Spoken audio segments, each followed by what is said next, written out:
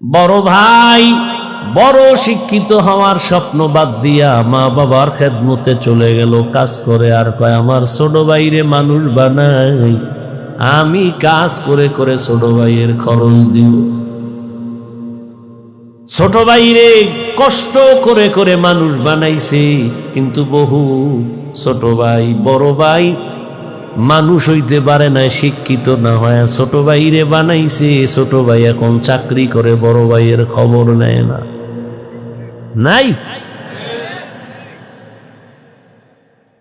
ঈদের সময় এখন বিয়ে করি না, কত আনন্দ, চাকরি করে টাকার অভাব নাই। একই জায়গার এক পার্শ্বে বড় ভাইয়ের ছোট একটা ভাঙা ঘর, বড় ভাইয়ের ভাঙা ঘর আর ছোট ভাইয়ের ঘরটা ছাদ দেওয়া বিল্ডিং। ঈদের বাজার লইয়া যখন গোপনে ঘরে আইয়া স্ত্রীরে কয় জামা কাপড় গুলো সন্তানেরে দাও, তুমি নাও। বড় ভাই তো জানালা দিয়া তাকায় দেখছে ছোট ভাই আসছে, কিন্তু বড় ভাইরে জিগায় না। বাচ্চারে কি আর কন্ট্রোলে রাখা যায়? ও দৌড় দিছে, কাকা আছে। দৌড়াইয়া গিয়া দেখে ওর চাচতো ভাই নতুন জামা পইরা কত আনন্দ করে। ও একটা দৌড় দিয়া কয় আব্বু আমারে জামা দিবা কবে? বাবা এই কথা শুই না চোখের পানি ছেড়ে কান্না করে, আর বুকে জড়ায় কয় বাবা কাঁদিস না, আল্লাহ যেদিন তৌফিক দিবে সেদিন তোরে জামা কাপড় দিবে। এমন নিমক হারাম বড় বাইরে জিগায় না, কোনো খোঁজ খবর নেয় না, কিন্তু বড় ভাই বাবার সমতুল্য, এত দূরে দূরে রাখে বড় ভাইরে ছোট ভাই। হঠাৎ করে রাতে 3টায় টেলিফোন আসছে, কে তুমি? বলে ভাইয়া আমি তোমার ছোট ভাই। এই রাত্রে কেন ফোন? আমারে চৌরাস্তায় একদল গুন্ডারা আমারে ধরছে। বড় ভাই কাঁচা ঘুমের মধ্যে একটা লাফ দিয়ে দৌড় দিছে, আয় দাঁড়া আমি আসতেছি। বড় ভাই কষ্টের কথা মনে রাখে না, একটা দৌড় দিয়া সামনে গিয়া এভাবে হাত বের করে বুকটা দিয়া কয় যত মার মারতে চাও আমারে মার, আমার ছোট ভাইয়ের গায়ে হাত দিবি না, কারণ ওর প্রস্রাব আমি গায়ে লাগাইছি, ওর প্রস্রাব আমি গায়ে লাগাই ওরে বড় বানাইছি, না খাইয়া ওরে খাওয়াইছি, আমারে মার, ওরে মারবি না। তাহলে ভাই ভাইয়ের জন্য কতটা আপন আল্লাহ বুঝায় দেয়। কিয়ামতের দিন এত কলিজার আপন ভাইটাও কোনো পরিচয় দিবে না, পালাতে থাকবে। তাহলে মা বাবা তো আরো দূরে। ও আল্লাহর বান্দারা, ইউসুফ আলাইহিস সালাম ভাইদের ষড়যন্ত্রে পড়িয়া বাবার থেকে আলাদা হয়ে গেল। সবাই বাবারে খেলার নাম বইলা ইউসুফ নবীরে নিয়ে গেল। বাবায় ছাড়তে চায় না, কিন্তু কলে কৌশলে আটকাইয়া যখন নিয়ে যায় ইয়াকুব নবী চোখের পানি ছেড়ে কান্না করে। বাবার চোখের আড়াল থেকে যখন দূরে সরে গেল, 10টা ভাই ইউসুফের বাবার চোখের সামনে কোলে নিছে। যখনই বাবার চোখ আড়াল হয়ে গেছে তখন মাটিতে ফালায় কয় এবার হাইটা যা, কোলে নেওয়া হবে না। নিতে নিতে জঙ্গলের ভেতরে এক ভাই মারে, আর এক ভাইরে কয় এবার তুই মা। ওই ভাইদের মধ্যে যিনি বড় তার নাম ইহুদা। বড় ভাই কয় ওরে মারিস না, ও ছোট মানুষ ওরে মারিস না। ইউসুফ বড় ভাইয়ের দিয়ে তাকায় আর কাঁদে। ওরা মারে আর কয় তোরে এখন মারতেছি, তোর কোন বাবায় ফিরাবে? যখন বড় ভাই বাধা হয়ে দাঁড়ায় গেল, অন্য ভাইরা কয় তোমারও মারব। ভাই চুপ হয়ে গেছে। কূপের কিনারায় নিয়ে জামা খুলিয়া যখন ইউসুফের রশি দিয়া বাঁধে ভিতরে ফালাবে কূপের মধ্যে, ইউসুফ নবীরে যখন ফালায় অন্ধকার ময়লা পানির ভেতরে, আমার আল্লাহ বরদাস্ত করতে না পেরে বলে, জিবরাইল যাও, আমার ইউসুফের বস্ত্র যেন না খুলে জান্নাতি একটা জামা নিয়ে পরায়া দাও, আর নিচে পাথর দেও, ময়লা পানি যেন ইউসুফের গায়ে স্পর্শ না করে, ইউসুফ পাথরের উপরে দাঁড়ায় যাবে। ওরা রশি দিয়া বেঁধে যখন ভেতরে ছাড়ছে, কিছু দূর যাওয়ার পরে উপর দিয়া রশি কেটে দিয়েছে। হাম কইরা পইরা পাথরের উপরে ইউসুফ দাঁড়ানো, জান্নাতি জামা পরা, আর আলো তো লাগবে না। ইউসুফ নবীর চেহারায় পুরো অন্ধকার, কূপ আলো হয়ে গেছে। শুনিদা কায় বুয়াদ মানন্দে দিদা তোরা দিদা ও ইউসুফ শুনিদা। সবাই চলে গেল। কৃত্রিম রক্ত লাগায় বাবানে ধোকা দিছে, আপনারা জানেন। বাবায় তো বুঝে ফেলছে, আল্লাহ স্বপ্ন যোগে আগেই জানায় দিছে এই ষড়যন্ত্র চলে। বাবায় বলে না 10 ভাইয়ের কারণে ষড়যন্ত্র। সবাই আনন্দে আছে, ইউসুফের তো বাগে খেয়ে ফেলছে, কিন্তু ফাঁকে ফাঁকে ফাঁকে ফাঁকে 9 ভাই আর খবর নেয় না। বড় ভাই ফাঁকে ফাঁকে যায়, খবর নেয়। হালকা পাতলা নাস্তা নিয়া ইউসুফের রশি দিয়া ভেতরে দেয়। হঠাৎ একদিন আইসে দেখি কূপের মধ্যে ইউসুফ নাই। ওই ব্যবসায়ীরা আইসে রে বালতি নিয়া পানি উঠাবে, ইউসুফের পায়া নিয়ে গেছে, কাফেলার মধ্যে নিছে। বড় ভাই পাগলের মতো হয়ে গেল, কই আমার ইউসুফ গেল। অন্য ভাইদের ডাক দিছে, আয় তাড়াতাড়ি, ইউসুফ তো কূপে নাই। মায়া বুঝানোর জন্য ওদের বলছে, কিন্তু ওরা যে ষড়যন্ত্র করবে তাও তো জানছে। বড় ভাইয়ের অন্তরে মায়া, এক পর্যায়ে তো তারে ইউসুফের নিয়ে গেল মিশরে। বিশাল ইতিহাস। আল্লাহ তাআলা একটা সূরাই নাজিল করছেন, সূরা ইউসুফ। মিশরে যখন আল্লাহ পাক ইউসুফ নবীর অর্থমন্ত্রীর দায়িত্ব দিলেন, দুর্ভিক্ষ লেগে গেছে সারা দুনিয়ায়, মিশরের আশেপাশে। ইয়াকুব নবীর এলাকায় দুর্ভিক্ষ, খানা নাই, উপবাস। ইয়াকুব নবী কয়, যাও মিশরে ফিরি খানা দেয়, যাও তোমরা 9 ভাই, তোমরা 10 জন চলে যাও, যাইয়া তোমরা ওই মিশর থেকে কিছু খানা নিয়ে আসো, আর কিছু টাকা ছিল পুরান টাকা, এটাও নিয়ে যাও। খানা আনতে যায় মিশরে। আল্লাহর কি কুদরত! ইউসুফ নবী সিংহাসনে আছেন, দায়িত্বশীলরা খানা দেয় লাইনে দাঁড় করায়া।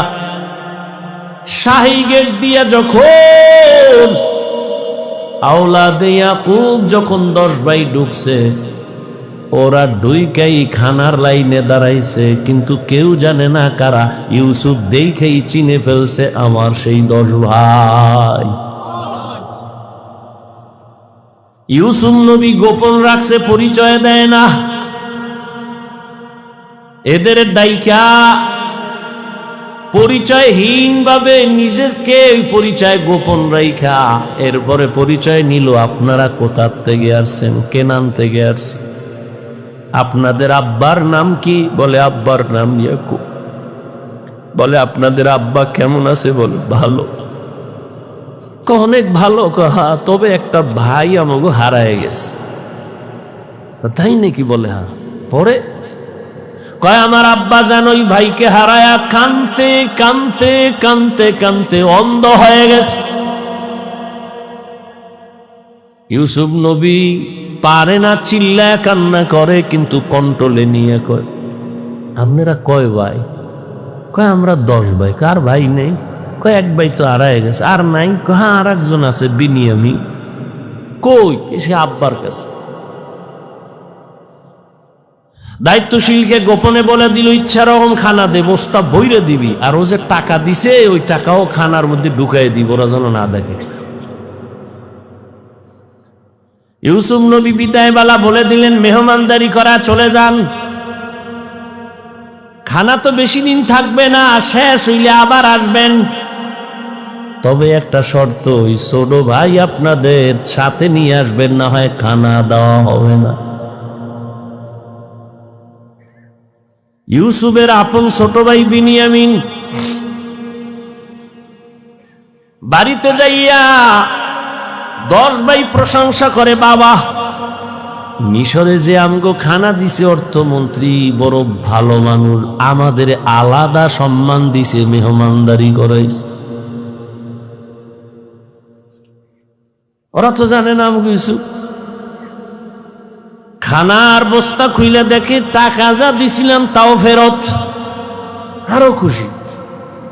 এইবার আব্বা জান আমাদের একটা শর্ত দিছে, আবার খানা আনতে যাইতে বলছে, তবে ছোট ভাইরে না নিলে দিবে না। বাবায় বলে একটারে নিয়ে 250, এটারও সারু। ইতিহাস বড় করুন। খানা যখন শেষ হয়ে গেল, এবার বিদায় বেলা বাবার সাথে ওয়াদা দিছে এই ভাইরে আর হারাবো না দাও। এইবার বিনিয়ামিনের নিয়া 11 ভাই মিশরে রওনা। মিশরে যাইয়া আবার ইউসুফ নবীর সাথে মোলাকাত।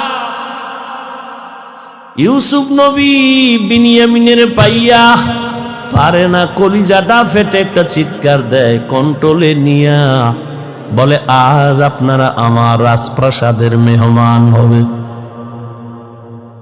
সবার জন্য একটা একটা রুম বানাইলো, এক এক রুমে দুইজন করে করে ঘুমাবে। রাতের বেলা শিডিউল করে আপনারা 2 ভাই এক রুমে, আবার 2 ভাই এক রুমে, ঘুরতে ঘুরতে 5 ভাই 10 ভাই 5 রুমে ঢুকে গেল। এখন বাকি রয়েছে 1 ভাই বিনিয়ামিন বাকি। আপনারা যদি কিছু মনে না নেন, এক রুমে কি এই ভাই থাকতে পারে আপনাদের? না, কথা আপনারা অনুমতি দিলে এরে আমার সাথে আজকে রাখি, আমার সাথে ঘুমাবে। এরা তো খুশি। যদি মন্ত্রীর সাথে ঘুমায় তা আমাকে খাওয়ান বেশি পাবো, মোহাব্বত বাড়বে। ওরা বলল ঠিক আছে আলহামদুলিল্লাহ। এবার 10 ভাইরে 5 রুমে দিয়া 40 বছরের বিরহের বেদনা অন্তরে জমা। দীর্ঘ 40 বছর পর্যন্ত ভাই বেনিয়ামিন রে দেখে না, বাবা ইয়াকুবরে দেখে না। ইউসুফ আজকে কি ঘুমাবে? বাইরে রুমের মধ্যে নিয়ে কয়, রে বেনিয়ামিন বল আমার বাবা কেমন আছে? বেনিয়ামিন কান্না করে। ইউসুফের জন্য দুঃখে দুঃখে বাবা কান্না করে অন্ধ হয়ে গেছে। এক পর্যায়ে ইউসুফ নবী কৌশল অবলম্বন করে বিনিয়ামিনের সাথে গোপনে সব খোঁজ খবর নিয়া বিনিয়ামিন রে ছাড়বে না, কৌশল কইরা বিনিয়ামিন রে রাখার জন্য ইউসুফ নবী রেডি হলেন। ভাইরা আমার, 10 ভাইরে আবার খানা দিয়া বিদায় করেছেন। ইউসুফ নবী বিনিয়ামিনকে রেখে দিলেন। নিয়ম অনুযায়ী একটা কৌশল করেছেন, ওটি বলার সময় নেই। শেষ পর্যায়ে পরিচয় ইউসুফ দিয়া কয়, আমারে চিনবা না, আমি তোমাদের সেই হারানো ভাই ইউসুফ। কান্নাকাটির এক অবস্থা। বলে আজ আমি তোমাদের উপরে কোনো প্রতিশোধ নিব না, যাও আমার বাবারে সালাম জানাও, আর আমার একটা জামা আছে জামাটা নিয়ে যাও। আমার আব্বা জান অন্ধ, ওই জামাটা আমারে আল্লাহ জান্নাত থেকে পাঠাইছেন, কূপের মধ্যে যে জামা পরছি না, ওই জামাটা নিয়ে যাও। আর আমার আব্বাজানের চোখের মধ্যে লাগাইলে আব্বাজানের অন্ধ চোখ ভালো হয়ে যাবে। আর আব্বা জানরে সহ আম্মারে নিয়া তোমরা এইবার সব আমার আমন্ত্রণে মেহমান হয়ে এখানে চলে আসবা। আল্লাহ তাআলা 40 বছর পেরিয়ে যাওয়ার পর মা বাবা ভাইদেরকে মিশরে পৌঁছায় দিলেন।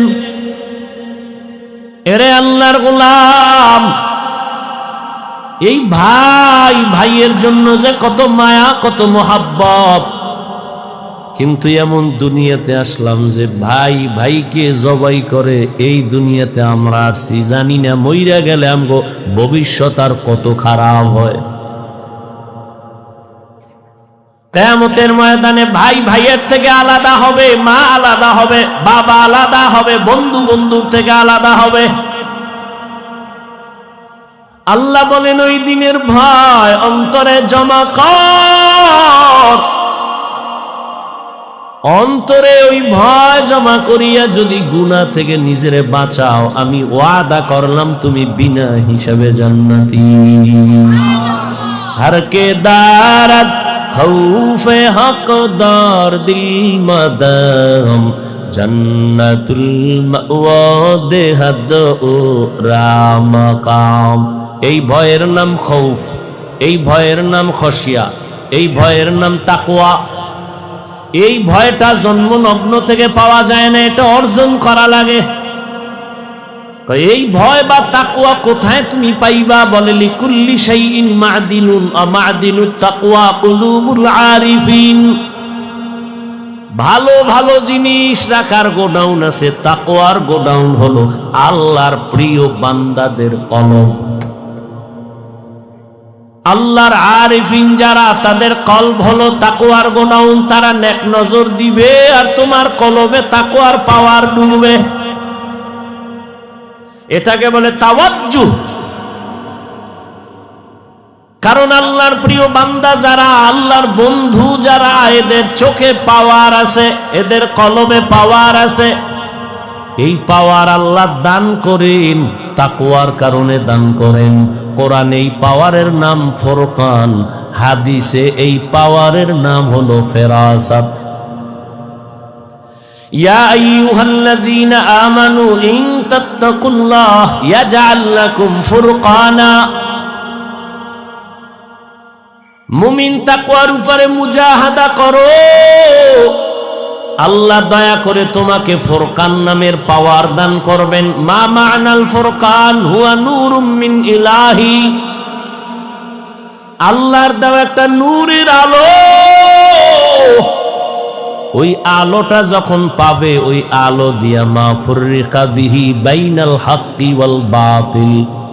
আল্লাহর দেওয়া নূরের আলো দিয়া হক বাতিল আলাদা করে বান্দা হকের দিকে অগ্রগামী হয়ে যাবে। قال رسول الله صلى الله عليه وآله وسلم اتقوا فراسة المؤمن فإنه ينظر بنور الله। আল্লাহর ওলি যারা, আল্লাহর প্রিয় গোলাম যারা, তাদেরকে আল্লাহ ফেরাসাতের পাওয়ার দান করেন। তোমরা সাবধান হে উম্মত, তুমি জীবনে যা দেখবা না, আল্লাহর প্রিয় বান্দা তারা এই ফেরাসাতের পাওয়ার দিয়া অনেক কিছু দেখবেন, আল্লাহর নূরের আলো দিয়া। অতএব তাদের নেক নজর লাগাও তো অন্তরে ভয় চলে আসবে, তাকওয়া চলে আসবে। আর ভয় আসলেই গুনাহ থেকে বাঁচা সহজ হবে। একটা সন্তান মা বাবাকে ভয় করে, তার প্রমাণ মা বাবার সামনে সন্তান অন্যায় করে না। কেন? শাস্তির ভয়। একটা ছাত্র শিক্ষকের ভয় করে, প্রমাণ বলে শিক্ষকের সামনে অন্যায় করে না। কেন? শাস্তির ভয়। ঠিক এই দুনিয়ায় যেই বান্দা আমার আল্লাহকে ভয় করবে, ওই বান্দা গলায় ছুরি লাগাবে, কোনোদিন দাড়ির মধ্যে ছুরি লাগাবে না। এটা সম্ভব কখন? যখন তাকওয়া আসবে, আল্লাহর ভয়। দেখেন, এখানে আমরা সবাই মুসলমান। আপনার আল্লাহ আমার আল্লাহ দুই না এক। কোরআন, কাবা, ধর্ম, কালেমা, নবী, হাদিস, দুনিয়াতে আসছে সিস্টেম, কাফন তিনটা, তাও কালার সব এক, কবরের সাইজ, কবরের প্রশ্ন তিনটা, সব এক। আপনার আল্লাহ আমার আল্লাহ এক, নবী এক, কোরআন এক, কাবা এক, ধর্ম এক, কালেমা এক, কাফন এক, কালার এক, কবরের সাইজও এক, কবরের প্রশ্ন তাও এক।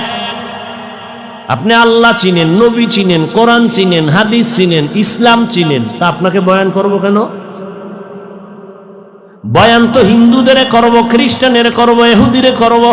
ওরা আল্লাহ চিনে না, কোরআন বুঝে না, ইসলাম বুঝে না, ওদের বয়ান করব কখন? হায়াতের শেষ হয়ে গেল, মুসলমানের পিছনে দৌড়াইতে দৌড়াইতে, দিন নাই রাত নাই, ফজরের পরে বয়ান, জোহরের পরে বয়ান, আসরের পরে বয়ান, মাগরিবের পরে বয়ান। কুত্তাও এরম দৌড়ায় না যেই পরিমাণ আমরা দৌড়াই। শুধু আমি, হাজার হাজার আলেমরা দৌড়ায় আপনাদের পেছনে, তাবলীগলাদের মেহনত, পীর মাশায়েখের মেহনত, জুমা, এরপরেও আমল নামা শূন্য। মহামারী গজবের করোনা দিয়াও তোমার ঘাড় সোজা হয় নাই, তুমি এখনো গাঞ্জা খাও, মা বাবার সাথে বেয়াদবি, আলেমের সাথে বেয়াদবি, শিক্ষকের সাথে বেয়াদবি, সমাজের মুরব্বীদের সাথে বেয়াদবি, কত ঘাট তেরা তুমি। করোনায় তোমার সামনে কত লাশ হয়ে গেল যুবক, ছাত্র জনতার আন্দোলনে লাশ যুবক, পানির নিচে যুবক লাশ, গাড়ির তলে চাকার নিচে যুবকের লাশ, এরপরও তোমার লাজ হলো না, লজ্জা হলো না। কারণ কি রে বাবা?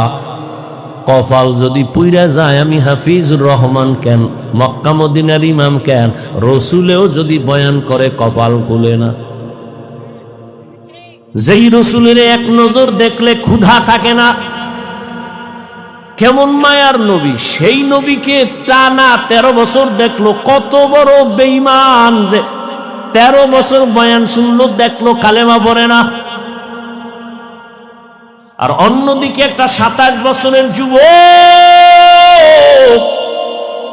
তরবারি নিয়ে দৌড়ায় নবীকে জবাই করবে, নবীর সামনে আইসা চেহারা দেখাই তরবারি ফালায় বলে, নবী আমারে কালেমা পড়ায় দেন। কয় বছরের যুবক?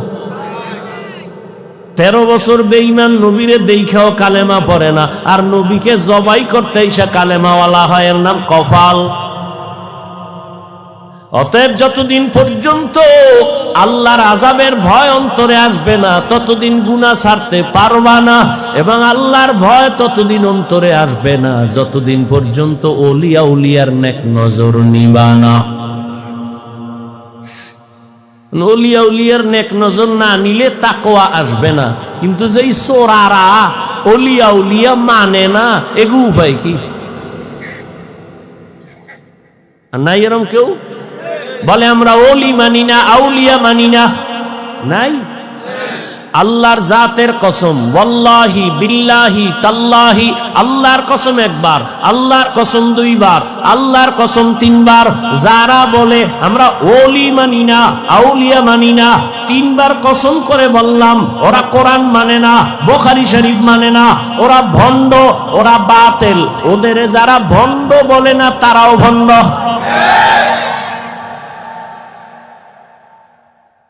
আল্লাহ হেদায়েত দান করুন। وَأَمَّا مَنْ خَافَ مَقَامَ رَبِّهِ وَنَهَى النَّفْسَ عَنِ الْهَوَى فَإِنَّ الْجَنَّةَ هِيَ الْمَأْوَى। আল্লাহর আদালতে দাঁড়াইয়া হিসাব দেওয়ার ভয় অন্তরে জমা করো। এই ভয়টা যখন এসে যাবে, তখন স্কুল পড়ুয়া ছেলেও নামাজে দাঁড়ায় যাবে, জেনারেল লাইনের ডাক্তারও দাড়ি রেখে দিবে। এরকম নাই? আমি কি তোমাকে এতক্ষণ যে বয়ান করছি যুবকেরা, আমি কি একবারও বলছি আমার মতো পাস করলি লাগা? আমি বলছি আমি কওমি মাদ্রাসার সন্তান, স্কুলে তালা লাগায় মাদ্রাসায় ঢোক। আমি তাবলীগের লাইনের সন্তান, আমি পীরের মুরিদ। একবারও বলি নাই তাবলীগ না করলে জাহান্নামী, পীরের কাছে না গেলে জাহান্নামী, একবারও বলি নাই। বড় আমি বলবো রে যুবক, স্কুলে পড়ো, কলেজে পড়ো, চাকরি করো, ব্যবসা করো, বাধা নাই। ডাক্তার হও, ইঞ্জিনিয়ার হও, প্রফেসর হও, সাংবাদিক হও, তবে দাবি আমার একটা, বেয়াদব হইও না। মা বাবার দোয়া নাও, শিক্ষকের দোয়া নাও, আলেমের নেক নজর লাগাইয়া ডাক্তার হলে তোমার জীবন সফল। তোমার মতো যুবক জেনারেল লাইনে পড়িয়া 5 বেলার নামাজ পড়ে এমন কি যুবক নাই? তো তোর কপালে কার বরদোয়া লাগছে রে কপাল পোড়া? তুই কেন পারো না রে বাবা? তোমার মতো তো যুবক র‍্যাব, আর্মি, পুলিশ, বিডিআরের চাকরি করে 5 ওয়াক্ত নামাজ পড়ে নাই। তোমার কপালে কার অভিশাপ লাগছে বলো? তোমার মতো যুবক ওসি, ডিসি, এসপি, এমপি, মন্ত্রী, মেম্বার, চেয়ারম্যান, ব্যবসায়ী, চাকরিজীবী 5 বেলার নামাজ পড়ে, তুমি কেন পারো না? আল্লাহ বিবেক দিছে, জবাব দাও। পশুরে বিবেক দেয় না, তোমারে দিছে। তোমার মতো যুবক রাস্তায় গাড়ি চালায়, নামাজ পড়ে, তুমি কেন পারো না? তোমার মতো যুবক জমিনে কৃষি কাজ করে, নামাজ পড়ে, তুমি কেন পারো না? তোমার মতো যুবক নদীর মধ্যে মাছ ধরে, নামাজ পড়ে, তুমি কেন পারো না? কপাল বুঝি খারাপ? কি বুঝাইতে চাও বাবা? কি আমরা ভুলে আছি? তাও প্রমাণ দিয়ে বলো যে হ্যাঁ হাফিজ ভাই, তোমরা লাইন ছাড়া আমরা ঠিক আছি।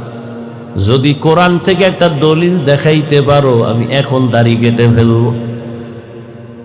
যদি বলো কোরআনের যা আছে সব ভুল, একটা ভুল বের করে দাও, তোমার লাইনে চলে যাব, প্যান্ট শার্ট টাই লাগায় নাচ গান শুরু করে দেব। আর যদি বলো না হাফিজ ভাই, আপনারাই সঠিক পথে আছেন, শয়তানের ধোকায় পড়ে আমরা ভুলে আছি, তাহলে তোমারে গালি না, কিছুই না, বরং বিনয়ের সাথে বলবো, দুটো পা তুমি আগায় দেও, আমি পায়ে হাত রেখে বলবো, আর দাড়ি কাটি আমার নবীরে কষ্ট দিও না। জীবনে তো কম আকাম করো নাই। মানুষ একটা শখ থাকে, নাচ গানে কি মজা, পার্কে কি মজা, মজা তো নিছো, এবার তওবা করো। ঠিক আছে তো, নামাজ পড়বা না, ঠিক আছে, বহুদিন খুয়াইছো, নামাজ পড়ো না, এখন ফিরো। তোমার কি এখনো সব মেটে নাই? আরো নামাজ ছাড়বা? আর কোন ধান্দায়, কি পাওয়ার আশায়, কার পিছে ঘুরে নামাজ ছাড়ছো? কিছু টাকার আশায়? কার পিছে ঘুরো? ও তো চান্দাবাজ আর ধান্দাবাজ। যার পিছে ঘুরো ও তো স্বার্থে আঘাত লাগলে দল থেকে নাম কাটবে না, লিখে রাখ, কল্লা কেটে ফেলবে, লিখে রাখ। ও তো চান্দাবাজ, ও তো ধান্দাবাজ। ওর পিছনে ঘুরে নামাজ ছাড়ছ, ওর পেছনে ঘুরে দাড়ি কেটেছ।